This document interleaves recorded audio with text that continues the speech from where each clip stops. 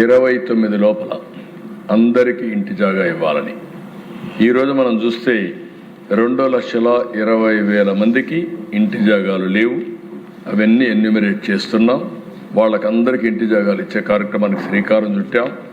పట్టణ ప్రాంతాల్లో 2 సెంట్లు, గ్రామీణ ప్రాంతాల్లో 3 సెంట్లు.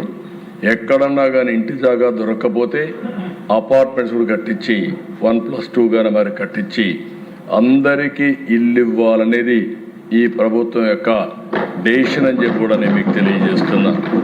ఈ సంవత్సరం డిసెంబర్ వరకు లాస్ట్ ఇయర్ అయితే మీరు చూశారు. ఇప్పుడే రాయచోట్ల నేనే వెళ్ళి 3 లక్షల ఇండ్లకు ఆ రోజు ప్రారంభం చేశాం.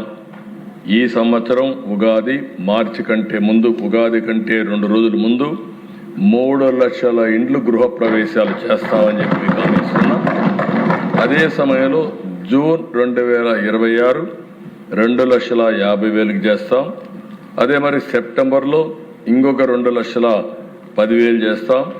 ఈ ఒక్క సంవత్సరంలోనే 26 లోపల 10,60,000 ఇంట్లు పూర్తి చేసి గృహప్రవేశాలు చేస్తాం. ఇది కాకుండా అధ్యక్ష, ఇప్పుడే మంత్రి గారు చెప్పారు, అడిషనల్గా దగ్గర 6 నుంచి 7 లక్షల ఇండ్లు కట్టాల్సిన అవసరం ఉంది. గవర్నమెంట్ ఆఫ్ ఇండియా కూడా మొన్నే ఆ పోర్టల్ కూడా ఓపెన్ చేశారు. ఎలిజిబుల్ పర్సన్స్ అందరినీ కోరుతున్నా, ఇప్పటి వరకు ఇళ్ళు రాని వాళ్ళందరూ అప్లై చేసుకోండి.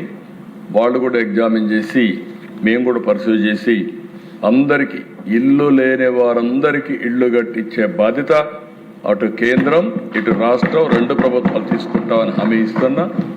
ఇప్పుడే వారు చెప్పినట్టు ఎస్సీలకు కానీ, ఎస్టీలకు కానీ, బీసీలకు కానీ, మైనారిటీకి కానీ అదనంగా కూడా ఆర్థిక సహాయం చేస్తున్నాం.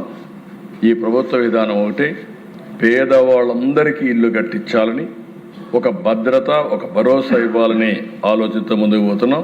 తప్పకుండా ఇది కూడా చేస్తామని చెప్పి తెలియజేసుకుంటూ, రాజకీయ కక్షలంటే దిశ 2019 దగ్గర 2,70,000 ఇండ్లు కట్టుకున్నారు.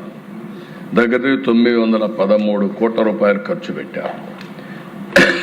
ఆ రోజు తెలుగుదేశం పార్టీ హయాంలో స్టార్ట్ చేశారు కాబట్టి కక్ష కట్టి వాళ్ళకి డబ్బులు ఇవ్వకుండా ఇబ్బంది పెట్టే పరిస్థితి వచ్చారు.